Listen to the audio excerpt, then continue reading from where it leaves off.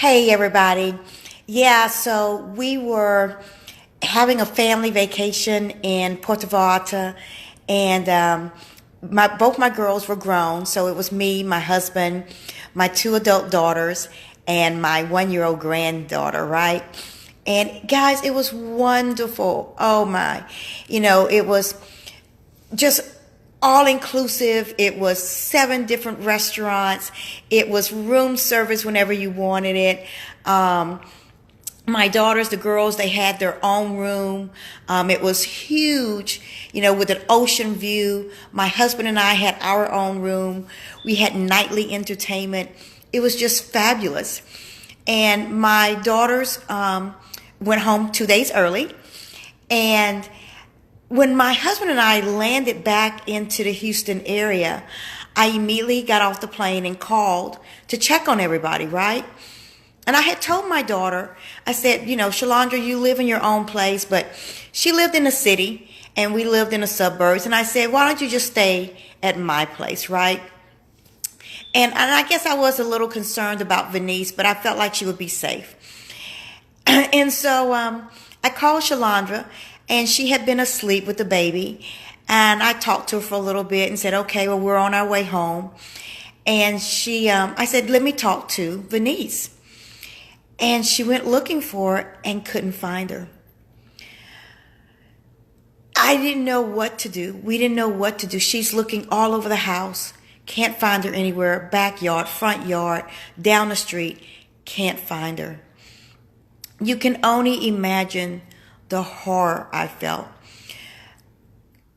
Let me back up just a little bit. On this family vacation, we had gone jet ski riding. We had done some mother-daughter activities, including a spa day, and being pampered, and it was just wonderful. And so I came back home feeling so joyful, right? To have this time with my family. And here I am being told by my oldest daughter that Venice is missing. Venice has disabilities, mental disabilities, right? Dual diagnosis. And I didn't know what to do, guys. I mean, I just kind of panicked for a bit. And all I could do was pray. That was all I could do at that very moment. And then I called her father, who hadn't heard anything. We started calling everybody. I got home. I started going through all her things, finding her friends' phone numbers, calling everyone. No one had heard from her.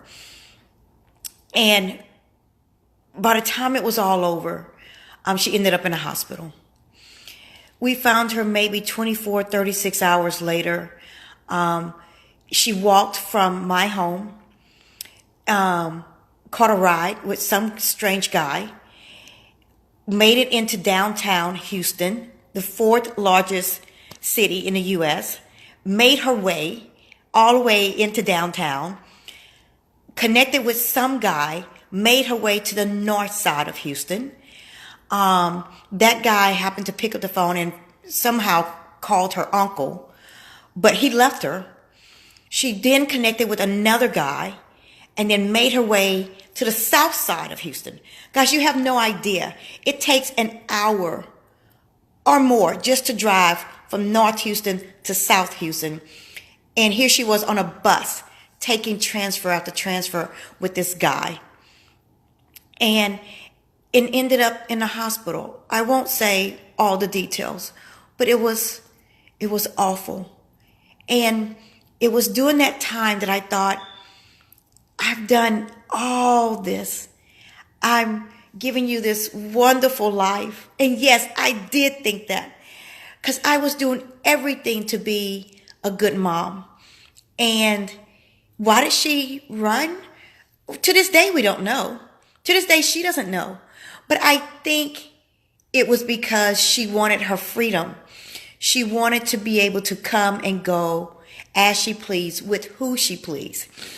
And of course, she didn't have that kind of freedom with us, because we knew that she could be very impulsive and make some really bad decisions that could hurt her. And it was during that time that I really accepted that I could not protect her. I could not keep her safe.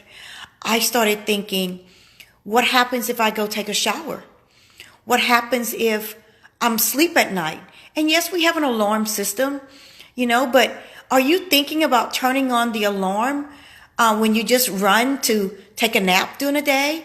Or you run to take a shower before going out to an event? And so it became an issue of, what if, I remember us being at the park one time and at a family function, and she came to me, she said, I'm going to go off with this person. And I said, no, you're not. No, you're not, and she's an adult and she's her own legal guardian.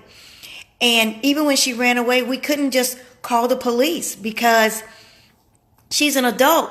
We had gone through this before. And the police said, she's an adult. There's nothing we can do.